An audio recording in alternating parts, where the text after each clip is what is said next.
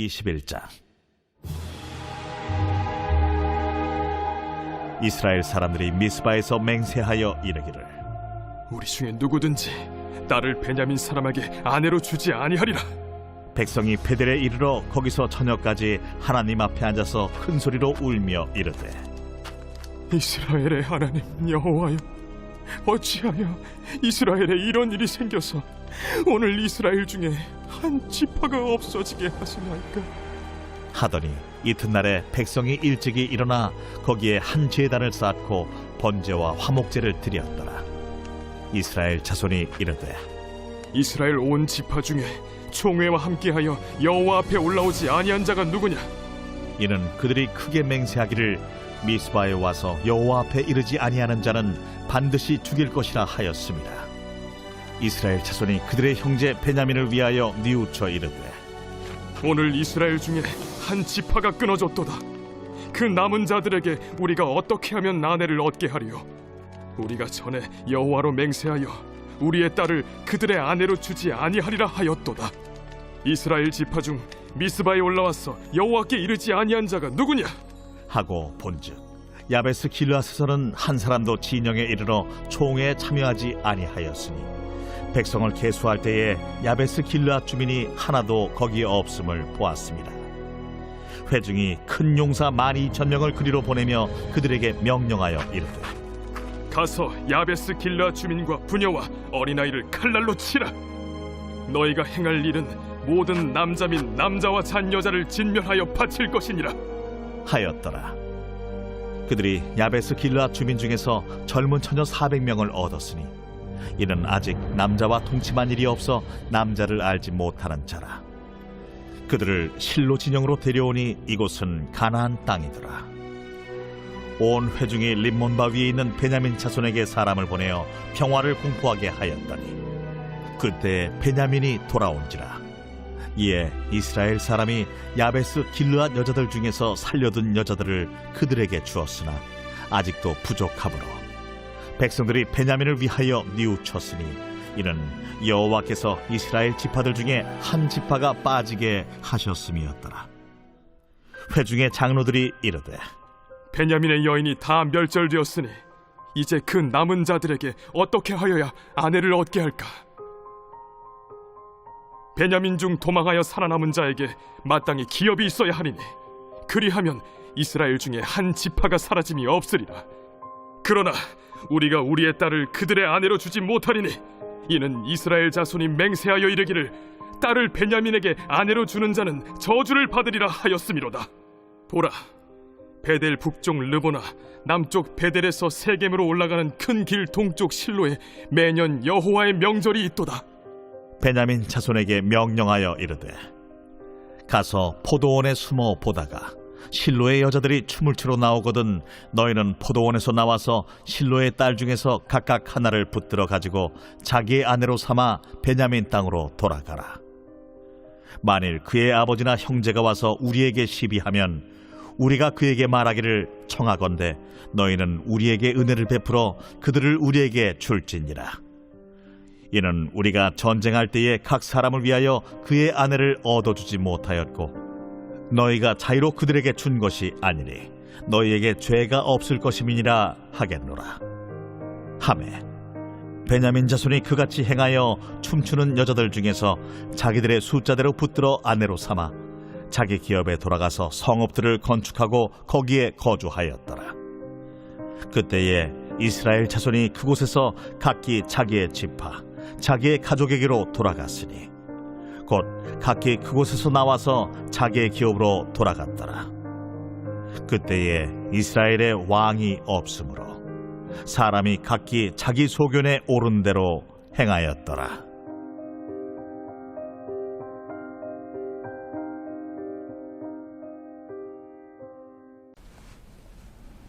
할렐루야. 오늘 사사기 마지막 시간이네요. 21장입니다. 지난 장에서 우리가 공부했듯이 이스라엘의 11지파와 베냐민 지파 사이에 전쟁이 있었습니다. 11지파 연합군이 베냐민 지파 사람들을 크게 무찔렀습니다. 자, 그렇게 싸운 이유는 베냐민 지파에 속했던 기브와 불량배들이 레위인의 첩을 강간하고 죽였기 때문이었습니다. 그리고 베냐민 지파가 기브와 불량배들을 11지파에게 그냥 내주었더라면 이런 전쟁은 없었을 텐데 기브와 불량배들이 한 죄를 감싸주고 덮어주고 전쟁을 불사했기 때문에 그런 큰 희생을 치르게 되었습니다. 자, 그런데 오늘 이제 21장 1절에 보면 11지파가 이렇게 맹세를 하는 장면이 있습니다. 이렇게 맹세합니다. 우리 중에 누구든지 딸을 베냐민 사람에게 아내로 주지 아니하리라. 11지파가 미스바에 모여서 이런 맹세를 한 것입니다. 자기들의 딸을 베냐민 지파 남자들에게 주지 않겠다는 것입니다. 왜냐하면 전쟁 때문에 베냐민 지파 사람들은 다 죽었고요. 남자만 600명이 남은 것입니다. 그래서 베냐민 지파 남자들에게 자기들의 딸을 주면 베냐민이 다시 회복될 수 있으니까 아예 베냐민 지파를 말살하겠다, 그런 뜻이죠. 없애버리겠다, 한 지파를 그냥 끊어버리겠다, 그런 뜻이었습니다. 그래서 자기들의 딸을 주지 않겠다라고 맹세를 했던 것입니다. 베냐민 지파의 대를 끊어서 완전히 그 지파를 이 땅에서 사라지게 하겠다, 그런 뜻으로 맹세를 했던 것입니다. 자, 그런데 여러분 잘 보세요. 3절에 보니까 그렇게 맹세했던 이스라엘의 11지파 사람들이 베델에 모여서 하나님께 기도를 합니다. 울며 기도하는 거예요. 자, 3절인데요. 여호와여, 어찌하여 이스라엘에 이런 일이 생겨서 오늘 이스라엘 중에 한 지파가 없어지게 하시나이까? 아니, 자기들이 맹세해놓고는 이제 와서 후회하면서 하나님 어찌하여 한 지파가 이 땅에서 없어지게 하시나이까? 라고 하나님께 원망처럼 좀 기도하고 있다는 것이죠. 왜 한 지파가 없어지게 하시나이까? 이렇게 기도하고 있죠. 베냐민의 살아남은 자들에게 자기들이 스스로 자기들 딸을 주지 않겠다라고 맹세해놓고 지금 와서는 하나님께 원망하면서 왜 한 지파가 없어지게 하나이까? 라고 말하고 있다는 것이죠. 따지듯이 하나님께 지금 기도하고 있는 것입니다. 맹세를 하지 말든지 아니면 맹세를 했으면 후회하지 말든지 지금 맹세해놓고 후회하고 있는 거예요. 여러분, 자기들의 딸들을 베냐민 지파들에게 주지 않겠다라고 말하는 것은 하나님의 뜻은 아니었습니다. 자기들이 정한 것입니다. 자기들이 정해놓고 잘못되니까 후회하고 있는 겁니다. 자기들이 스스로 문제를 만들어 놓고 잘못되니까 하나님을 원망하고 있는 거예요. 자, 6절 보세요. 이렇게 후회를 합니다. 이스라엘 자손이 그들의 형제 베냐민을 위하여 뉘우쳐 이르되 오늘 이스라엘 중에 한 지파가 끊어졌도다. 뉘우치고 있다는 것입니다. 아주 크게 후회하고 있는 겁니다. 15절에서도 그런 장면이 또 나오고 있습니다.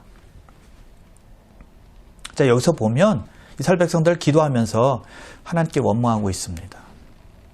자기들의 실수를 하나님의 탓으로 돌리고 있는 겁니다. 하나님의 인도함 받지 않고 자기 스스로 결정해 놓고 나서 일이 잘못되자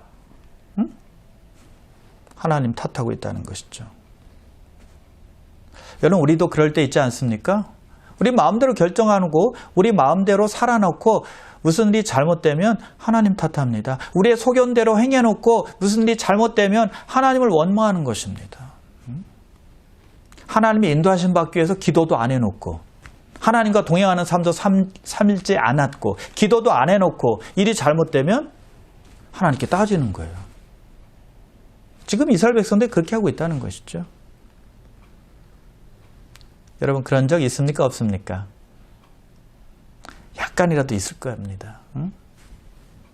아마 작은 원망이라도 하신 적 있었을 거예요.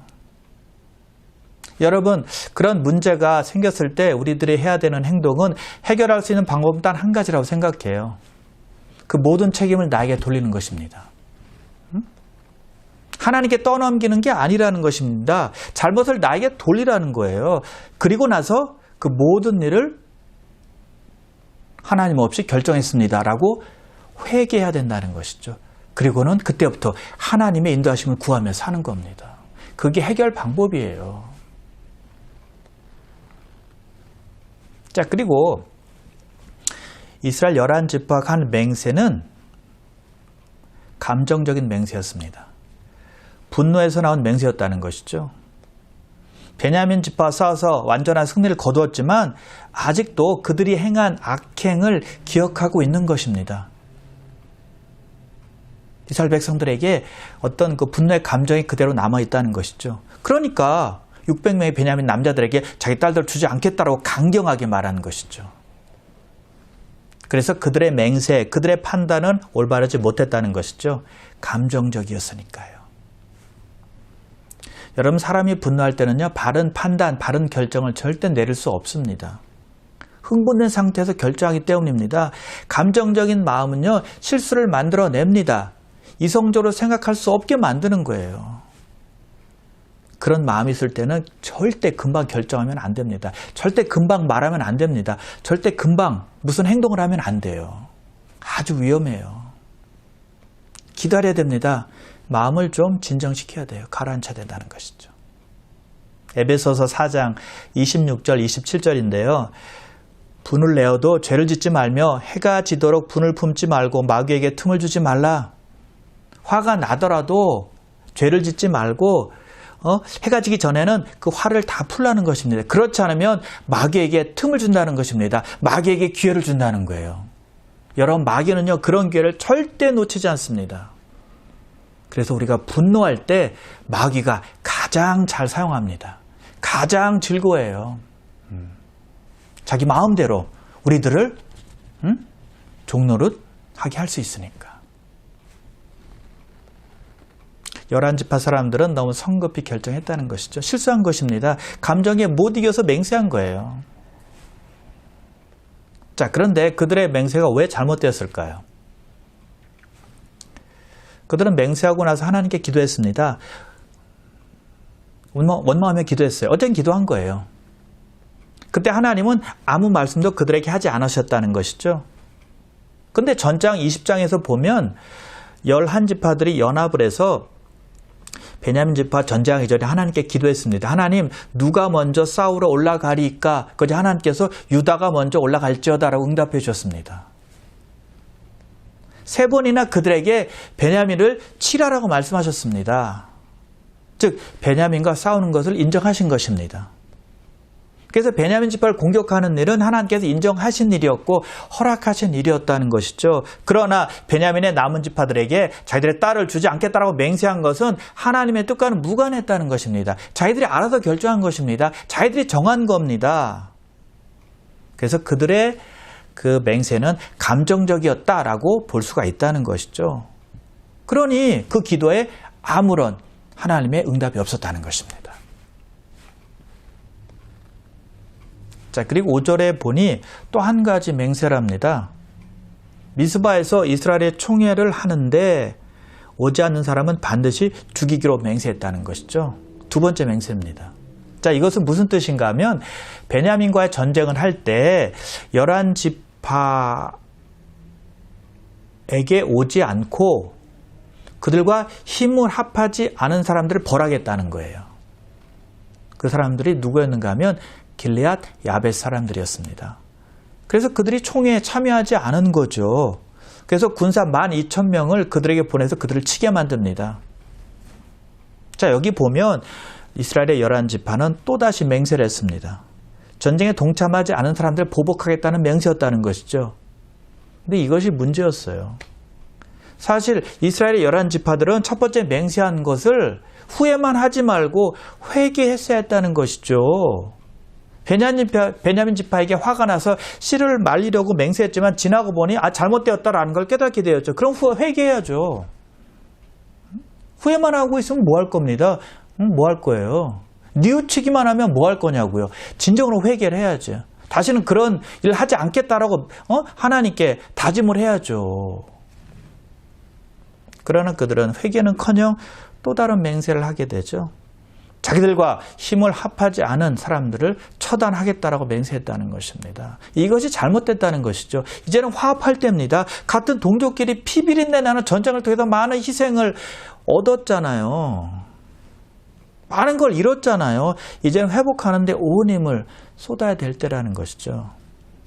그러나 11지파는 자기들과 함께하지 않은 사람들을 벌하기에 바빴다는 것이죠. 이제는 용서하고 힘을 합해야 되는데 또 다른 실수를 저지르게 되었다는 것입니다. 자, 한 가지 잘못을 저지르니까 또 다른 잘못을 저지르게 된 것입니다. 죄는 또 다른 죄를 낳게 되어 있다는 것이죠. 작은 죄는 괜찮아 라고 해서 작은 죄를 저질렀다가는 그것이 큰 죄로 계속 이어진다는 것입니다. 바늘도둑이 소도둑놈 된다라는 말이 있듯이 작은 죄라도 우린 조심해야 돼요. 출발이 좋아야 끝이 좋기 때문입니다. 처음부터 조심하는 것이 필요하다는 것이죠. 자, 11지파 사람들은 잘못된 맹세를 했지만 후회를 했습니다. 그래서 그들은 베냐민 지파 사람들을 불쌍히 여기게 됩니다. 어떻게 해서든지 이제는 베냐민 지파 사람들을 도와주려고 노력을 하려고 합니다. 그런데 맹세를 했기 때문에 자기들의 딸을 줄 수가 없었어요. 이스라엘 백성들은 한번 맹세하면 그것을 지켜야만 했거든요. 아무리 불쌍해도 도와줄 수 없었다는 것이죠. 그래서 18절 보세요. 그러나 우리가 우리의 딸을 그들의 아내로 주지 못하리니 이는 이스라엘 자손이 맹세하여 이르기를 딸을 베냐민에게 아내로 주는 자는 저주를 받으리라 하였음이로다. 그래서 다른 방법을 생각하게 됩니다. 베냐민 지파를 살릴 생각을 하는 거예요. 자, 11지파가 총회에 참석하지 않은 길앗 야베스에게 군사를 보냈습니다. 자, 그런데 그 성읍에 사는 여자 중에서 아직 남자와 한 번도 동참하지 않은 처녀를 400명은 거기서 살렸습니다. 그래서 그 400명을 베냐민 남자, 살아남은 남자 600명에 준 것입니다. 그런데 아직도 200명이 부족한 거예요. 400명은 아내를 얻게 되었는데 200명은 아직도 아내를 얻지 못하게 되었다는 것이죠. 그래서 11지파 사람들이 또 궁리를 합니다. 근데 한 가지 아이디어를 얻게 되는데 그것은 실로에서 여호와의 명절이 매년마다 있는데 그곳에 여자들이 춤을 추러 온다는 것입니다. 그 사실을 안 겁니다. 그래서 11지파의 장로들이 베냐민 200명 남자들에게 그곳에 가서 숨어 있어라. 그래서 여자들이 춤을 추러 오면 그 여자들을 데리고 와서 그 여자들과 살라라고 말한 것입니다. 그래서 베냐민의 그 남자들은 시킨 대로 그대로 한 겁니다. 그래서 자기들의 아내로 얻게 되었죠. 그래서 총 600명의 베냐민 남자들이 아내를 다 얻어서 자기 성읍으로 가서 자기 무너진 성읍을 건축하고 거기서 거주하게 되었습니다. 자, 200명의 남자들은 실로에 온 여자들을 납치해서 아내로 얻게 되었죠. 이거 참 말도 안 되는 일을 한 것이죠. 괴계하고 아주 비열한 방법이었습니다. 어쩔 수 없으니까 납치라도 해서 아내로 삼은 것이죠. 그런 잘못된 방법입니다. 처음에 11지파에서 그런 맹세를 하지 않았더라면 200명의 사람들이 그런 일을 저지르지 않았을 것입니다. 악한 방법을 쓰지 않아도 되었다는 것이죠. 처음이 잘못되었기 때문에 끝도 잘못되었다는 것입니다. 자, 그런데 여기서 한번 생각해 볼 것이 있는데요. 오늘날에 아주 결혼식을 성대하게 합니다. 아름답게, 예쁘게, 화려하게, 기억에 남게 하죠. 아주 좋은 이벤트를 또 준비합니다. 많은 사람들의 축복 속에 합니다. 그런데도 불구하고 출발은 좋은 것 같은데 이혼이 많다는 것이죠. 그리고 결혼 생활에 문제가 많습니다. 출발은 좋은데 끝은 좋지 않다는 것입니다. 그러나 여러분, 베냐민 지파 남자들은 비록 여자들 납치해서 살았지만, 결혼했지만 그들은 잘 살았습니다. 잘 살았는지 어떻게 알 수 있을까요? 그들은 그들의 성읍으로 돌아가서 베냐민 지파를 다시 회복시키는 데 열심을 냈습니다. 그것을 위해서 아내들도 도왔다는 것이죠. 만약 아내들이 그것이 싫어서 도망쳤더라면 베냐민 지파는 다시 설 수가 없었을 것입니다. 자, 무슨 뜻인가 하면, 제가 무슨 의미로 이 말씀을 드렸는가 하면, 결혼은 과정이 중요하다는 것입니다. 시작이 중요하지만 시작이 비록 훌륭하지 못할지라도 어떻게 사는지가 더욱더 중요하다는 것입니다. 끝이 중요하다는 거예요.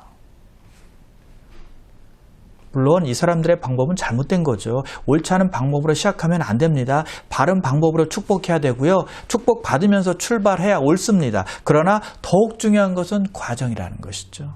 하나님 안에서 참고 인내하며 주님의 사랑을 기억하며 신랑과 신부가 서로 뜨겁게 주님의 사랑을 기억하며 사랑하는 것입니다. 그럴 때 부부가 화목할 수 있고 결혼생활에 승리할 수 있다는 것이죠.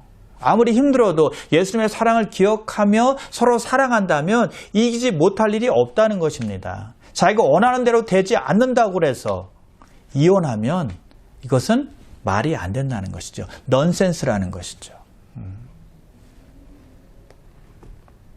자, 이제 사사기 마지막 장 마지막 구절을 보도록 하겠습니다. 사사기 전체 내용을 요약한 말이다라고 보면 돼요. 25절인데요. 그때 이스라엘의 왕이 없으므로 사람이 각기 자기의 소견에 오른 대로 행하였더라.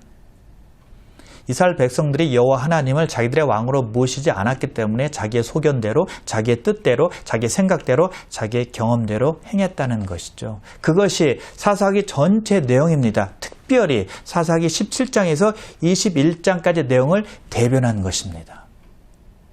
거기 보면 미가의 제사장, 또 단지파, 첩을 두었던 레위인, 또 기브아의 불량배들, 그리고 베냐민 지파가 나오죠. 한마디로 난장판이었습니다. 무법천재 시대였다니까요. 자기들의 소견대로만 행했기 때문이었습니다. 선택받은 이스라엘 백성으로 전혀 보이지 않았습니다. 심판의 마지막 대표는 베냐민이었고 큰 벌을 받게 되죠. 남자만 겨우 600명이 남게 되었습니다. 11지파는 자기 딸들을 주지 않겠다고 맹세했습니다. 한 지파의 존폐의 위기에 처한 것입니다. 그럼에도 불구하고 하나님은 베냐민 지파를 불쌍히 여기셨다는 것이죠. 그들을 회복시켰습니다. 그들을 살리신 것입니다. 600명에서 수만 명의 사람으로 하나님께서 다시 한번 일으켜 세우셨다는 것이죠. 여러분, 베냐민 지파에서 누가 나왔는지 아십니까? 이스라엘의 초대 왕 사울 왕이 베냐민 지파였습니다. 그리고 모르드게가 베냐민 지파였고요. 그리고 우리가 너무나 잘 아는 사도 바울이 베냐민 지파 출신이었습니다. 할렐루야. 소돔성은 불로 심판받았습니다. 그러나 같은 죄를 저질렀던 베냐민 지파 사람들은 하나님의 긍휼하심을 맛보게 되었다는 것이죠.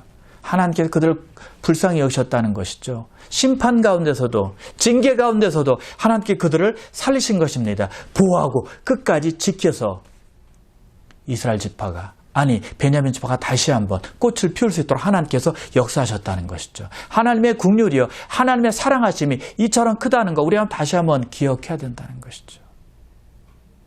하나님의 백성들이라면, 하나님의 자녀라면 하나님께서 끝까지 지킨다는 사실, 여러분 꼭 기억하시기를 주님 여러분 축원합니다.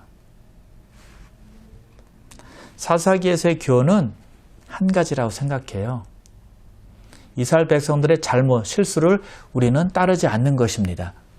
그들을 보면서 우리는 실수를 줄이는 것입니다. 고린도전서 10장 6절인데요. 이러한 일은 우리의 본보기가 되어 우리로 하여금 그들이 악을 즐겨한 것 같이 즐겨하는 자가 되지 않게 하려 함이라.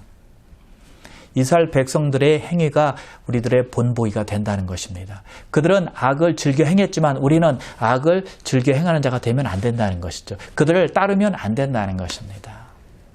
그렇게 하기 위해서 한 가지 하면 됩니다.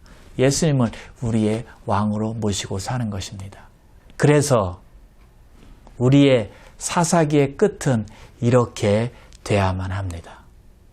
우리에게 왕이 있으므로 우리의 소견대로가 아니라 하나님의 소견대로 행하였더라. 이렇게 사시기를 주님의 이름으로 축원합니다. 기도했습니다. 하나님 아버지, 오늘 사사기 마지막 장 21장을 살펴봤습니다. 베냐민 지파가 11지파에 의해서 전쟁에서 크게 패해서 남자가 600명밖에 남지 않았을 때 그들은 맹세했습니다. 자기들 딸을 베냐민 지파 남자들에게 주지 않겠다는 맹세였습니다. 베냐민 지파의 씨를 말리겠다는 뜻이었습니다. 그러나 하나님은 11지파의 마음을 베냐민 지파 사람들을 국리 여기는 마음으로 바꾸어 주셔서 결국 그들이 베냐민 지파 남자들이 아내를 얻을 수 있도록 도와주었습니다. 하나님 그렇습니다. 하나님은 징계하시지만 그 가운데서도 하나님의 백성들을 끝까지 살피시고 지키시고 보호하신다는 사실을 다시 한번 깨달았습니다. 우리가 바로 하나님의 자녀입니다.